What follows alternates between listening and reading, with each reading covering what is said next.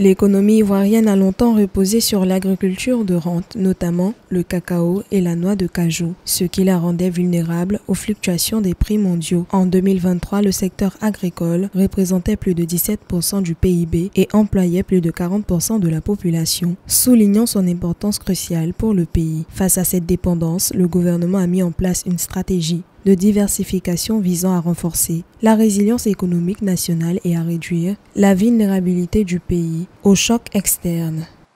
Le principal obstacle pour la diversification de l'économie ivoirienne, c'est des pesanteurs politiques qui ont fait que depuis longtemps, ce pays n'a misé que sur le cacao pour son développement économique. Alors, ce qu'il faudrait faire, c'est utiliser les atouts que possèdent ces pays, notamment une main-d'œuvre qualifiée, et utiliser les autres leviers, les autres atouts de l'économie ivoirienne, notamment les ressources minières et le pétrole que l'on vient de découvrir.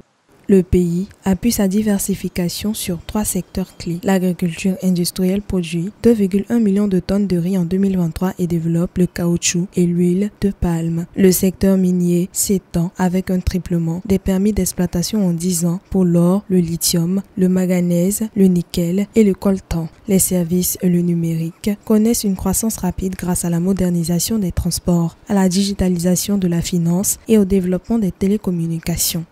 Pour ce qui est des services, la Côte d'Ivoire a beaucoup d'atouts pour profiter de la bulle de l'économie numérique qui a ces derniers temps, qui fait que ce pays est, entre autres, locomotive de l'Afrique de l'Ouest et ça pourra devenir demain un modèle.